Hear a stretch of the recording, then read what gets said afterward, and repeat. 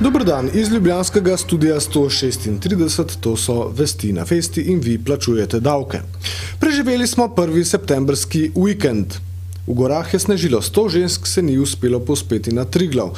Na cesti med Bledom in Bohinjem pa je voznike ustavil plaz.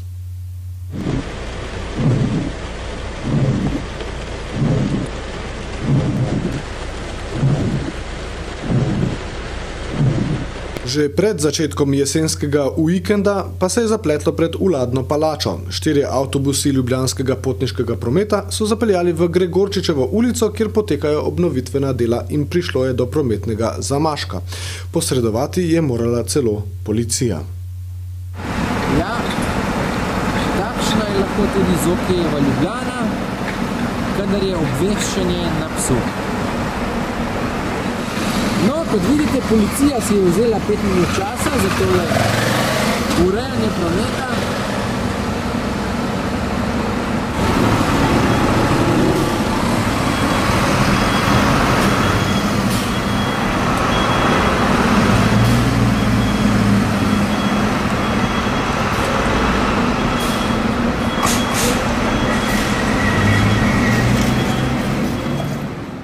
Še več veselja kot na ulici je bilo v vladni palači, ki se pripravlja na nižanje plač v javnem sektorju. Potem, ko ni bil sprejet predlog finančnega ministra Francija Križaniča o novem davčnem razredu, ki bi jemal denar premožnejšim, se je vlada odločila, da vzame nekaj denarja uradnikom, zdravnikom, učiteljem, železničarjem. Se pa na vladi kljub temu počutijo zmagovalno.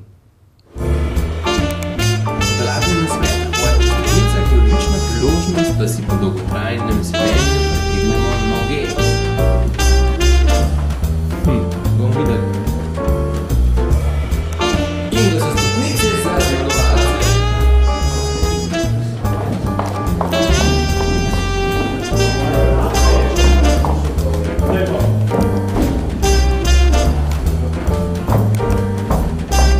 Stopnice za zmagovalce, kaj ne de? Zmagovalno se počutijo tudi evropski poslanci iz Slovenije. Dimitrij Kovačič, strokovni sodelavec Milana Zvera, nam je takole predstavil, kaj bo počel na novem delovnem mestu. Kaj pričakujejo lahko volivci in volivke, državljani in državljanke od te pisarne v Ljubljani na Prešernovi, mislim, da 9? Mislim, da lahko pričakujejo enako, kot pričakujejo do vseh ostalih poslancev iz Slovenije. To pa je? To pa je čim boljši kontakt in čim boljše delo za Slovenijo. Vi boste vodja pisarne, ste že začeli, ste prevzeli to funkcijo? Ja, s 1. septembrom 2009. Kaj pričakujemo lahko od vas? Ja, čim boljšo strokovno pomoč evropskemu poslancu. Kaj pa državljanke in državljani? Ravno tako. Se pravi, ko pridejo k vam na obisk, lahko pričakujejo relevantne informacije, verjetno, in še kaj drugega? Normalno. Hvala lepa. Prosim. Od kdaj do kdaj bo pa uradovala ta pisarna? To je odvisno od interesa, vsekakor bo pa na razpolago komorkoli, predvsem pa evropskemu poslancu, ki bo tudi na razpolago medijem. Za medije torej pri Zveru ne bo težav. Podobno prijazen je bil evropski poslanec Ivo Weigl, ki nam je v odgovoru na vprašanje, ali je v Evropskem parlamentu že našel svojega Grimsa, razkril, kako unikaten se mu zdi znameniti slovenski poslanec.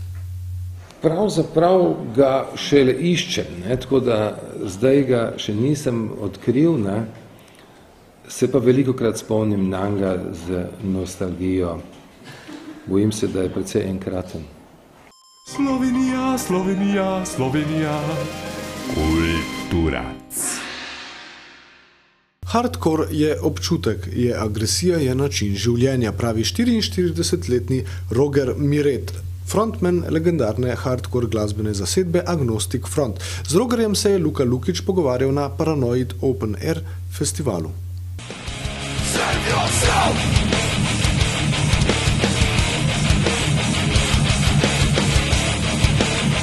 You've been touring Europe a lot.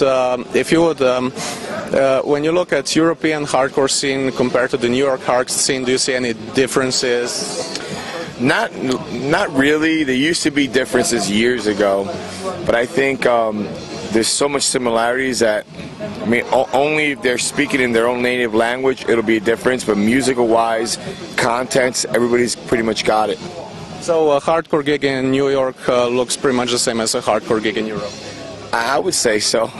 I mean, New York's, yeah, no, you know, it could be a little bit more aggressive out there, I think. And how does being a world recognized artist, how does it affect your family life? My family life is my family life, and I put my family before everything. You know, that's my life. My wife is my queen. She's my rock. You know, she is the foundation of my family, and I have high respect for her and for my children. In še odlomek iz zadnjega dela znamenite serije Minuta na dan mojstra iz Metafekalija, ki jo s ponosom predvajamo tudi na Vesti. Tlele ima en sosed strelno in opazovalno lino. Tlele ima pa en sosed palčke. Tlele ima pa en sosed podzemno zaklonišče. Na levi je vhod, na desni izhod. Tlele ima pa en sosed trampolin. Tlele se en paranoičen sosed boji otrok. Še vreme, kaj bi z vremenom, ko pa imamo Evropsko prvenstvo v košarki danes ob 18:15, prva tekma. Ne zamudite. Iz ljubljanskega studia 136, to so bile Vesti na Vesti. Plačujte davke.